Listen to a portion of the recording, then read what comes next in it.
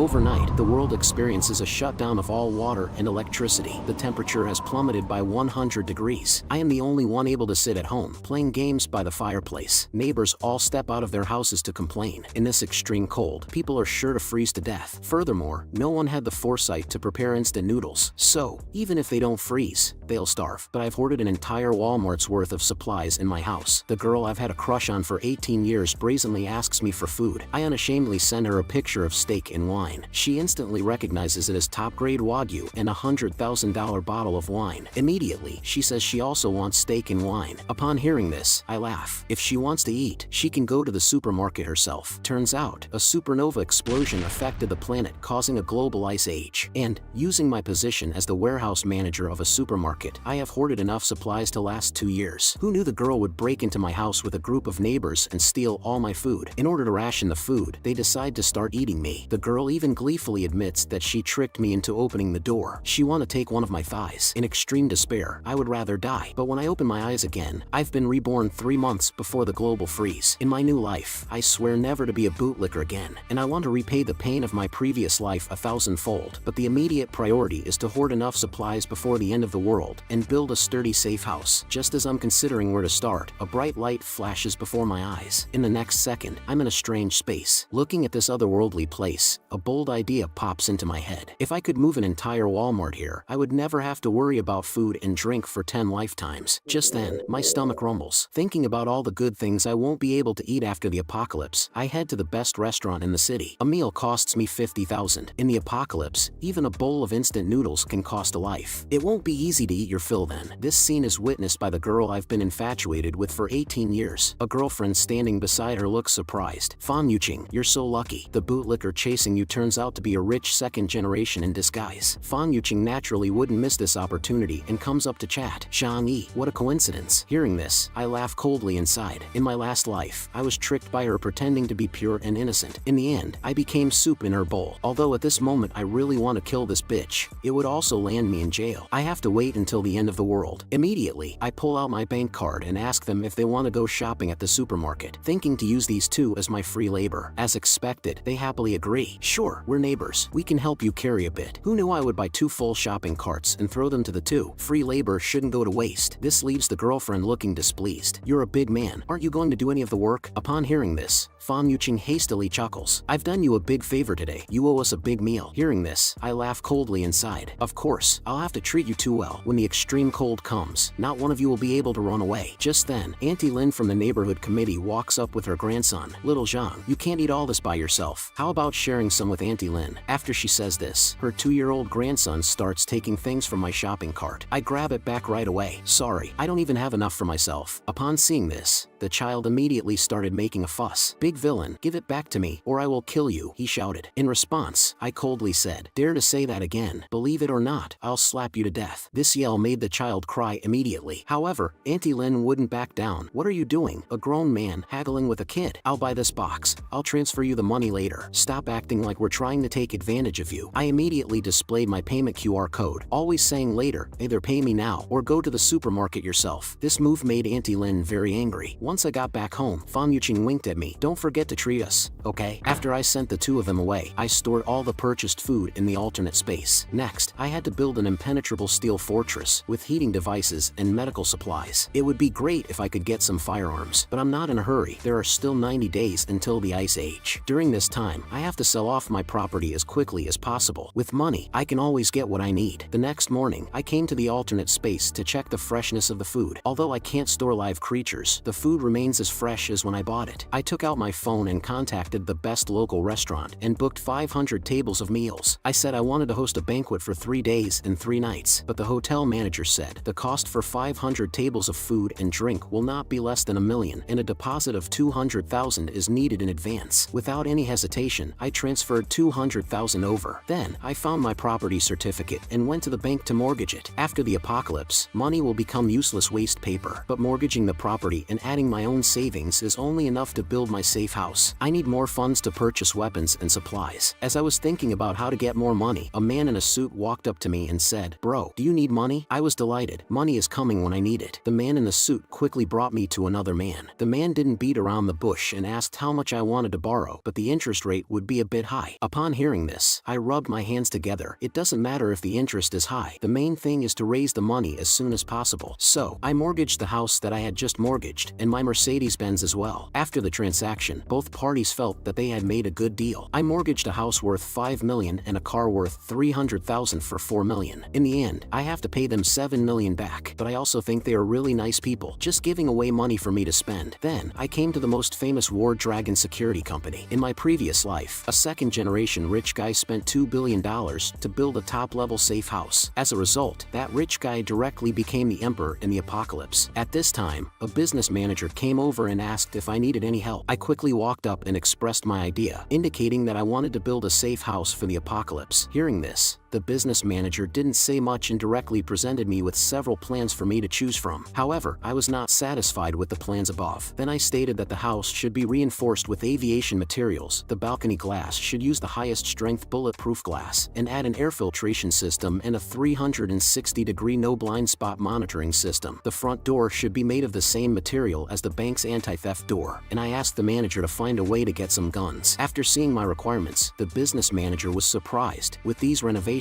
and some weapons, this would be a fortress. The final plan required $8 million. After I paid the deposit, I asked them to start work immediately and said that the balance would be paid within 3 months. Next, I need to get some weapons for self-defense. I called the owner of a hunting club I know and got a few sets of crossbows as weapons from him. Just then, the 500 tables of banquet I ordered also arrived in batches by truck. This attracted quite a few people from the neighborhood. This is the delivery truck from a 5-star hotel. These several trucks of food would cost at least $1 million or so. After a while, the food for 500 tables filled my entire house. Without wasting any words, I put them all into the otherworldly space. With all these delicious foods, plus the ingredients I had ordered before, I basically don't have to worry about food and clothing for the rest of my life. The next day, the security company's workers came to start building the safe house. This scene attracted quite a few neighbors' attention, who ridiculed me, asking if I had taken the wrong medication, but I didn't care. When the end comes, you'll know who the real joke is. Then I found manager Joe from the company, and I bought a part of the warehouse's supplies at twice the market price. Next is to transport these things home little by little. My recent hoarding activities also attracted the attention of Fan Yuching. She then asked if something was going to happen recently, even saying that she had been thinking about me lately. As for this bitch's fake concern, I didn't want to respond at all. This really pissed Fan Yuching off. Johnny, this bootlicker, actually dares to ignore me, but she was still curious about my sudden hoarding. However, her best friend just scoffed. If something big is happening, the country will definitely notify us. Just try your best to catch Zhang, this bootlicker. Half a month later, my safe house was successfully built. In order to ensure the employer's safety, the manager also installed a surveillance system on each floor. I was very satisfied with this. Next is to wait for my last batch of supplies to arrive. Soon, several trucks of drinking water arrived in succession. At this time, Uncle Yu from the same neighborhood looked curious. Little Jean, what are you doing with all these barrels of water? Thinking that Uncle Yu was one of the few good people in my past life, I whispered, the weather this year is going to be very unusual. It's best to stock up on some supplies to prevent extreme cold as soon as possible. Upon hearing this, Uncle Yu was half skeptical, but seeing the serious look on my face, he believed it. In the following period, I tried my best to exchange all the money in my hands for various supplies. 3 days before the advent of the extreme cold end days, I specifically went back to the warehouse and invited all my colleagues for a cup of milk tea. After they drank it, everyone fainted. In order to move the entire Walmart warehouse with peace of mind, I had already put sleeping pills in the milk tea in advance. After shutting down the surveillance equipment, I went to the warehouse and immediately put all the rows of goods into the otherworldly space. With the help of the otherworldly space, I quickly emptied the entire warehouse. Just then, a box in the corner caught my attention. When I opened it, it was the cold-resistant tech product that was stocked a few days ago. It was said to be able to withstand temperatures of -100 degrees. With these supplies, even if facing the coldest ice age, I have nothing to fear. To prevent exposure, I also directly gave myself a dose of sleeping water and then laid down on my colleague and fell asleep. 2.5 hours later, I was awakened by my colleague. Boss, something crazy has happened. Our warehouse has been emptied. Hearing this, I pretended to be surprised and jumped up. What the hell? Then, looking at the empty warehouse, I pretended to be upset and said, what happened? How are all the supplies in the warehouse gone? At this time, the manager called, inquiring about the loss of the warehouse supplies. Knowing that the whole warehouse was emptied all at once, the manager immediately cursed. How is this possible? Are you a mole and stealing for yourself? I gave an awkward smile. Manager, what do you take me for? Besides, I'm not that capable. I think we better report to the higher department as soon as possible, so as not to delay the investigation time. After hanging up the phone, I quickly comforted my colleagues. Everyone, Don't be afraid. We who are upright are not afraid of crooked shadows. Soon, all the colleagues on duty and I were called to the police station for questioning, but nothing could be found out after the questioning. Then the cop told us not to leave Tianhai City rashly, in order to cooperate with the follow-up investigation. Soon this incident made the news in Tianhai City. No one could believe that hundreds of square meters of supplies disappeared without a trace in less than 3 hours. Just then, it suddenly started snowing heavily in the sky. I knew this was a prelude to the extreme cold, so I hurried home. 3 days later, the shockwave from a supernova explosion swept across the globe. This brought about a devastating disaster to the entire planet. The temperature began to plummet overnight. Looking at the heavy snow outside the window, I remained calm. What was destined to come eventually came, but at this time, the homeowner group became lively. After all, it was the first time to see such heavy snow in the south. I looked at all this with a calm face. Perhaps for many people, this might be the first time they saw snow, and it could also be the last. In my past life, the heavy snow lasted a full 3 months, and the temperature would get lower and lower, causing many people who had not stocked up on food in advance to freeze to death in this winter. On the second day of the extreme cold weather, the heavy snow at the entrance of the residential area had piled up to half a person's height. Even if people indoors turned the air conditioning to the maximum, they still shivered from the cold. But I, who had prepared various heating equipment in advance, was sleeping soundly. But just then, I was suddenly awakened by a ring of the phone. It was a call from the bitch, Fan Yuqing. She asked cheerfully, "Zhang Yi, did you know about the temperature drop when you stocked up on supplies? You didn't even tell me, and now I'm freezing." Hearing this, I scoffed and directly hung up the phone. This pissed off Fan Yuqing on the other side. This bootlicker, he dares to hang up on me. Then she shamelessly texted me asking for food. After reading it, I laughed. She still wants to treat me like a bootlicker, huh? I directly sent her a picture of steak with wine. Fan Yuqing recognized at a glance that this was a top-tier Wagyu beef and a bottle of wine worth 100,000. She immediately said that she also wanted to eat steak and drink wine. After hearing this, I laughed. If you want to eat, go buy it yourself at the supermarket. After seeing my message, Fan Yuqing was furious, but after thinking about it, she calmed down. After all, she has to hook me, the fish, and I, full on board, started watching TV. Just then, the tablet monitoring the building suddenly made a noise. I saw Auntie Len on the screen solemnly saying, "Everyone, don't panic and scramble for supplies. This extreme weather will last at most 2 or 3 days. Our neighborhood committee will help everyone through this. Rushing for supplies will only lead to price increases. If anyone dares to hoard supplies, I will report to the authorities." But just then, a voice sounded behind them. "Auntie Len, how can you determine that this heavy snow will not last long? You are blocking everyone from going out to buy things. Will you be responsible if something happens?" Hearing this, the surrounding homeowners also echoed, "If we don't hoard supplies now, will you be responsible if we run out of food later?" Auntie Len quickly stated that the neighborhood committee would take responsibility for this matter. Then she pointed at me and cursed, "Zhang Yi, don't stir up trouble here. This is an illegal act." But I didn't bother to deal with her and turned around to go back to my super safe house. A week passed quickly, but the heavy snow outside showed no signs of stopping. I was having fun at home as usual. Suddenly, a message came in on my phone. I saw Auntie Len in the group chat, calling me out by name to go shovel snow. I didn't even think about it and directly refused her. With such heavy snow falling, we'd be shoveling slower than it's falling. Clearly, Auntie Len was just trying to pick a fight. This got her gnashing her teeth in anger. Then, Auntie Len commanded in the name of the neighborhood committee, "Zhang Yi, you must go out and shovel snow. Whoever dares to lead the opposition will certainly be dealt with by the organization after the snow disaster ends." Seeing this, I said coldly, "Such a show of authority." Then I quickly typed a bunch of text and sent it out. "How come I don't see you calling out the rich kids in the neighborhood? Just picking on us honest people. Auntie Len, since you're so capable, why don't you go ask Su Hao and Chen Jinghao to shovel the snow?" Chen Jinghao is the boss of a construction project. He has hundreds of people under him, and Su Hao is a well-connected rich kid. In my past life, these two guys broke into my house and took all my food. Hearing what I said, other people also started making a commotion in the homeowner group. "Zhang Yi is right. If you dare, go ask them." Seeing the messages, Auntie Len was immediately cursing. Clearly, my words made it hard for her to step down, so she could only grit her teeth and call out the two in the group to shovel snow together. Chen Jinghao, seeing the message, immediately started cursing. "Are you fucking crazy? I'll kill you if you bother me again." Su Hao also echoed, "What a big idiot, taking the homeowner's money and acting high and mighty every day. Now you really think you're the boss? I don't even bother to deal with you poor ghosts." Seeing this message, Auntie Len was so angry that she didn't dare to say a word, but directly pointed the finger at me. "Zhang Yi, you're really trying to make trouble for me, aren't you? You'll be satisfied if no one goes out to shovel snow, won't you?" I picked up my phone, turned on the voice message, and scoffed. "Did you come to me to seek a sense of existence after being scolded by someone else? Believe it or not, if you talk any more nonsense, I'll kill you." Seeing my serious tone, Auntie Len immediately backed down. Just then, a loud bang came from my front door. I heard Chen Jinghao outside yelling, "Zhang Yi, weren't you pretty cocky in the group chat just now? Believe it or not, not, I'll kill you. At these words, I picked up my crossbow and went to the door. It's not certain yet who's going to kill whom. I shot him directly through the shin with an arrow. Injured, Chen Zhenghao fell to the ground, wailing incessantly. He never imagined that I, a seemingly honest person, would be so ruthless when I took action. Little did he know that this was only the first step of my revenge. With temperatures now at -100 degrees, Chen Zhenghao's leg, which had been shot through, was surely not going to be saved. If not treated in time, he could only die slowly in this freezing weather. Chen Zhenghao, bearing the severe pain, staggered into the elevator. He could never have imagined, having only met me a few times, that I wanted to kill him directly. This realization made Chen Zhenghao shudder with fear. So, he immediately took out his phone and dialed the emergency number. However, the whole city was already covered in heavy snow, and the hospital's ambulance simply couldn't make it. Left with no choice, Chen Zhenghao could only go home and treat his wound himself. Fortunately, the weather was freezing cold, and his foot was almost numb from the cold. Then, with a grim determination, Chen Zhenghao pulled the arrow out. Then, he took out his phone again and made a threat in the homeowner group. "Zhang, wait for me. Watch me kill you." Facing his threat, I naturally wasn't afraid, and responded confidently, "Keep talking, and I'll disable your remaining 2 legs." This scene stunned the onlookers in the group chat. After all, as the area tyrant, Chen Zhenghao, this was the first time someone dared to confront him directly. Soon, he picked up the phone and summoned his hundreds of followers. In no time, a swarm of followers, each holding their own weapon, rushed over in grandeur. After learning about what had happened, the leading bald guy came to my door with his followers. "You offended our bro Hao. Today will be your death anniversary." With that, he slashed directly at the door, but the next second, his machete was flung away. This scared the gangsters out of their wits. How many people had this kid offended? His home was fortified stronger than a turtle shell. Watching the scene from my security camera, I laughed with disdain. "Are you guys hungry? Try harder." Seeing the bunch outside the house swearing and fuming, I suddenly had an idea. Immediately, I took a water hose and connected it to the kitchen faucet. "Why are you so angry? Let me cool you down." The gangsters outside saw the door lock suddenly open and were instantly alert. Upon realizing it wasn't an arrow, they had a good laugh. Who would have thought that the next second, the hose would spurt out cold water? Soon, a bunch of them fell to the ground, frozen. Only 3 managed to escape. Seeing this scene, I was quite pleased. In this freezing weather, cold water is more lethal than any weapon. On the other side, the 3 little guys who escaped were huddled together, shivering. Chen Zhenghao looked at them and yelled, "What happened? How did you guys, a whole group, not manage to bring a small brat?" Hearing this, the 3 hastily explained. Zhang Yi was too cunning. He turned the front door into a burglar-proof steel door. We chopped for a long time and only scratched some paint off. The key was he sprayed us with cold water. Upon hearing this, Chen Zhenghao's face immediately darkened. No wonder the door felt a bit hard just now. But don't worry, I don't believe this kid can hide in there forever. Send a few men to keep watch at his door day and night. When he dares to show his face, tear him to pieces. Little did he know, the food stored in my house, not to mention for a lifetime. Even if it were for 10 lifetimes, it wouldn't run out. On the other side, Uncle Yu was leading a few people to clear the snow from the entrance of the residential area, planning to dig a path to the supermarket to replenish food. However, they couldn't shovel as fast as the snow fell. After a while, they gave up and prepared to go back. Watching this scene, I sighed. Human power is simply no match for a disaster of this scale. Although the TV is actively reporting to reassure all citizens that the country is launching a final offensive against the snow disaster, only I know that 90% of all organisms globally will freeze to death in this snow disaster. My crush of 18 years was the first to send me a greeting. "Zhang Yi, are you okay?" Seeing the message, I couldn't help but laugh. If it wasn't for her eating my most important part in my previous life, I would have still seen her as a pure lotus. So, I replied indifferently, "I'm fine." Then Fan Yuqing shamelessly asked me for something to eat, saying she would return the favor later. Faced with my crush's request, I agreed without hesitation, then sent her a picture of a lobster to whet her appetite, adding with a mocking tone, "I'm already full." Seeing this, Fan Yuqing got angry and decided to kick me out of her pond. At this time, her bitchy best friend sent me a message. "Why are you so dumb? Fan Yuqing is really angry right now." Seeing the message, I laughed again. They're really good at acting. One playing good cop, the other bad cop. Huh? The bitchy best friend didn't give up and continued. "The snow can't last that long. Starve for a few meals and seduce Fan Yuqing first. Wouldn't that be a big win?" Regarding this, I ignored her disdainfully and simply responded with a "oh." This response infuriated her. How did this bootlicker suddenly become enlightened? Fan Yuqing could only sigh. Why did my attitude towards her undergo such a drastic 180-degree change? At this point, her bitchy best friend suggested, "If we lose one bootlicker, so be it. Don't we still have others?" Hearing this, Fan Yuqing's eyes lit up and she immediately immediately called other bootlickers. Soon, Xiaopeng hurried over with large and small bags of supplies, claiming that this was all the food he had left. Hearing this, Fan Yuqing was touched and immediately sent him a good person card. Xiaopeng, you're a really good person. Before Xiaopeng could express his loyalty, her bitchy best friend promptly closed the door. In no time, 3 days had passed, but the heavy snow was still falling non-stop. Munching on a chicken leg and looking at the time on my phone, I thought, the real drama is about to begin. The next moment, the entire neighborhood plunged into darkness. Soon, neighbors began stepping out of their homes, asking each other whether they had electricity. Now with water and electricity cut off and air conditioning no longer functioning, it was genuinely getting cold enough to kill. After finishing my chicken, I picked my teeth and then turned on a generator I had prepared in advance. I was fortunate to have died early in my past life. Otherwise, I too would be freezing like the rest of them. At this moment, Auntie Lin from the neighborhood committee was shivering while holding her grandson. She never expected the snow to last so long. A message came into the neighborhood group chat. They say this is a once in 100,000 years global blizzard. We might be on the brink of a mass extinction event. Several major cities in the country have already been overrun. Everyone must stockpile more supplies. After reading the message, Auntie Lin was shocked. She never imagined the snow disaster would be this serious. At that moment, she hatched a plan. She must trick everyone into giving her their food before they receive the news. So, Auntie Lin promptly posted a message in the owners group. Everyone, don't worry. This disaster is temporary. Workers are currently repairing the water and power outage. The officials have issued an order. Due to these extraordinary circumstances, the neighborhood committee will conduct unified management of all property owners. Anyone who does not cooperate will be arrested and interrogated by the police. Upon seeing the message, Chen Zhenghao began to curse in dissatisfaction. Although he had a lot of underlings, he dared not confront the police. Meanwhile, Auntie Lin continued in the group chat. Due to the severe impact of the blizzard on everyone's lives, the neighborhood committee has decided to collect supplies from each owner and distribute them uniformly to help us all get through this crisis. On seeing the message, I couldn't help but laugh. It was the same old trick as in my previous life. Then Auntie Lin sent me a private message. Little Jean, you usually work in a warehouse and must have hoarded a lot of food, right? Besides, you bought 3 truckloads of stuff last time. Everyone is in trouble now, and it's your turn to do your part. After the crisis, we will certainly repay you. On hearing this, I chuckled coldly. You old hag, your hands were also dirty in my death in the previous life. Just you wait. I immediately replied with a voice message. That's great. I just ran out of supplies at home. Auntie Lin, when you collect the supplies, make sure you share some with me. Seeing my message almost made her explode. This kid had hoarded several truckloads of supplies. How could he possibly run out so soon? Realizing that she and her grandson were depending on my supplies, Auntie Lin swallowed her anger and kindly replied, Little Jean, this is an order from the organization. You must comply. Once the snow disaster is over, I will definitely report your good deeds to the organization. On seeing her message, I laughed again. If I hadn't died early in my previous life, I might have believed her lies. So, I picked my teeth and replied, Auntie, I'm not lying to you. I really don't have anything to eat at home. Why don't you take the lead and send me a few packets of instant noodles first? Upon hearing this, Auntie Lin could no longer restrain herself and furiously retorted, Zhang Yi, refusing to hand over your supplies is the same as opposing the organization. I will definitely report you to the organization for disciplinary action. I mocked her. You represent the organization? You're not even a civil servant, not to mention a public institution staff. Why don't you ascend to heaven? It's okay for you to show off normally, but now that things are like this, you still think you're so important. As soon as I said this, it made Auntie Lin so angry that she smashed her old-fashioned phone. This little brat dares to talk to me like that. After all, I'm a leader in the community. After failing to get any advantage from me, Auntie Lin turned her attention to other homeowners, thinking, it doesn't matter who I can deceive, as long as I can deceive some. 2 days quickly passed. Under Auntie Lin's coaxing, quite a few homeowners had actually sent their supplies to her home. Looking at this scene, I sneered in my heart. What a bunch of fools, believing in some great Samaritan in this post-apocalyptic world. Now, the whole world has plunged into chaos. Without enough supplies, they could only wait to die. Soon, many homeowners began to tag Auntie Lin in the group chat. Wasn't it said that the supplies would be distributed evenly? We've run out of food at home. Start distributing some to us. But Auntie Lin merely scoffed at the messages. What a bunch of idiots. These supplies were obtained through my hard work. How could I possibly give them away so easily? Just then, her phone rang. Seeing that it was Chen Zhenghao, she broke out in a cold sweat. What does he want with me? On the other end of the line, Chen Jingjinghao said coldly, Auntie Lin, you have quite a method. You've actually deceived everyone's supplies into your home. Hearing this, Auntie Lin feigned innocence, saying it was the arrangement of the community committee and she was just doing her duty. Jingjinghao laughed. That's perfect. Over 10 of us here are waiting for you to distribute the supplies. Hearing this, Auntie Lin coughed lightly. These supplies haven't been sorted out yet. Some homeowners haven't handed in their supplies. We can't start distributing them yet. The next second, the area tyrant Jingjinghao, along with his underlings, burst into her house. Seeing this, Auntie Lin's face turned pale. How dare you break into a civilian house? Is there no law anymore? To which Jingjinghao responded with a slap. And you think you've been lawful, deceiving everyone's supplies? Today, I'll act in the name of justice. Meanwhile, I watched the scene on the surveillance, cheerfully eating a sausage. The dogfight was finally about to begin. At that moment, I had a brilliant idea. If watching alone is fun, sharing it with others would be even better. With a love for drama, I immediately posted the surveillance video in the homeowners group chat. Surely, everyone's reaction to this would be quite amusing. On the other side, Jingjinghao and his gang had already broken into Auntie Lin's house, instructing his subordinates to take away all the food, not leaving a single thing behind. Hearing this, Auntie Lin hurriedly clung to Jingjinghao's leg. You can't take everything. Some of the supplies here are what I hoarded myself. Without these supplies, how would my grandson and I survive? Jingjinghao let out a cold laugh. That's none of my business. Get out of here. With that, he directly kicked Auntie Lin away. Her grandson was stunned by this scene and then picked up a small knife to avenge his grandmother. He managed to accurately stab one of the punks, a yellow hair, in the butt. The severe pain made him forget about moving things and he kicked the boy away in response. Witnessing this, the other thugs burst out laughing. Since when did yellow hair learn to kick? He actually managed to kick this little brat away. Despite the intense pain in his butt, yellow hair played along. How cool am I? Right. Someone should have recorded that moment. Auntie Lin fell in front of her grandson. Little who, my dear grandson. But Jingjinghao, watching this scene, showed no sympathy. Instead, he sneered. This is what you get for deceiving us. Your neighbors. We're just dispensing justice. On the other side, many homeowners watching this scene also clapped and cheered. Ha ha ha. Serves the big liar right. Such thunderous methods are necessary to deal with swindlers like her. Without bro how, we'd be helpless against this kind of rogue. Seeing these messages, I laughed. You people really don't understand the crux of the problem. Today, Jingjinghao can break into Auntie Lin's house. Tomorrow he could break into yours. But all this has nothing to do with me. My 2-meter-thick steel door wouldn't yield even if he came with a tank. Soon, Auntie Lin was pleading for help in the homeowner group. Does anyone have hemostatic drugs, anti-shock medications, and antibiotics? My grandson was injured by Jingjinghao. Dr. Zhou needs these medications urgently for surgery. Upon hearing this, my eyes lit up. Dr. Zhou Kir was a savior-like figure in the previous world. Fortunately, we have neighborhood Dr. Zhou Kir here to save her grandson's life for now. At this point, Auntie Lin was pleading continuously in the homeowner group for medicine, promising to kowtow in gratitude to anyone willing to provide it. However, this only resulted in mockery from many homeowners. So you plan to kowtow in a chat group? Dr. Zhou, a kind-hearted beauty, saved your grandson. Why should we help you? After deceiving us of our supplies, you still have the audacity to ask for our help. Seeing this, I sighed. This was karma for Auntie Lin. Furthermore, the snowstorm had been going on for over a week, and the outside was practically paralyzed. Even if the boy was saved, how long could everyone last without food? At this point, the snow outside the community had almost buried up to the first floor. Many people had already heard from the news that this was a global snowstorm that occurs once every 100,000 years. No one knew what this snow disaster would turn into. Soon a week passed in a flash, and the whole world was almost buried in the snowstorm. In some cities in the north, the temperature had even dropped to -100°C. Many residents who tried to evacuate southwards ended up freezing to death on the road. In the homeowner group, Auntie Lin began to play the morality card again. My dear grandson has been hungry for 2 days. He's just a child. Are you really going to stand by and watch him die? She stated that she was willing to pay a high price for supplies. Seeing this, the homeowners started to inflate the prices, and the last pack of instant noodles was even sold for $2,000. Seeing this, I laughed. These people are not taking the apocalypse seriously. In a little while, you'll think paper money is too hard even to use as toilet paper. As a second-generation rich kid with some business acumen, Suhao started to hoard supplies at a high price. He was very clear that money in this apocalyptic world would become as useless as waste paper. He had to get rid of it while it was still useful. At this time, a single mother in the group sent out a plea for help, stating that she and her daughter were about to starve to death, hoping that everyone could help her. Seeing this, I laughed. In the past life, this woman and her daughter managed to survive for a long time. This Xiaolime is not as simple as she seems. 10 days passed quickly, and as usual, I was enjoying my time at home. At this moment, the phone on the table rang. Seeing the caller ID, I let out a cold laugh. This bitch bitch finally couldn't stand it anymore. So, I opened the video chat and sarcastically said, "You all look thinner after not seeing each other for a while." Behind me, the sight of food made the two people drool. "Why do you still have so much food in your house, Johnny? Is it because you hoarded it last time? And with this weather of negative 100 degrees, why are you sweating?" Upon hearing this, I smiled. "Oh, this? I installed a fireplace at home. This thing is very warm. I feel like going for a run outside." Upon hearing this, Fan Yuqing immediately tried to butter up to me. "Brother Zhang, you're so awesome. You're so well prepared. Could you let Fan Yuqing come over and take a shower inside?" I scoffed. Do they still take me for an old lecher? So, without a second thought, I rejected her invitation, even taunting her, with the temperature at negative 100 degrees. "Make sure to keep warm." Fan Yuqing was instantly infuriated at my words. "Zhang, don't go too far. We are freezing and starving. It's fine if you don't help, but don't make sarcastic comments." Hearing this, I laughed. "You still think I'm an easy target? If you want food, go find your rich kid. Besides, we're not related. Why should I help you?" With that, I stylishly ended the video call. On the other side, Fan Yuqing was already furious. She never thought that I would be on the path of a bootlicker's counterattack. At this moment, her best friend chimed in with some fair words. "Zhang is quite good. It's you who missed the opportunity. Otherwise, we could be enjoying the things at Zhang's house right now. He is much stronger than that so-called rich second generation. If I had known you would fail, I would have gone for it myself. Now everything has been revealed, and we end up with nothing." At this, Fan Yuqing was already furious. "Lin Caning, you bitch, still speaking in favor of Zhang.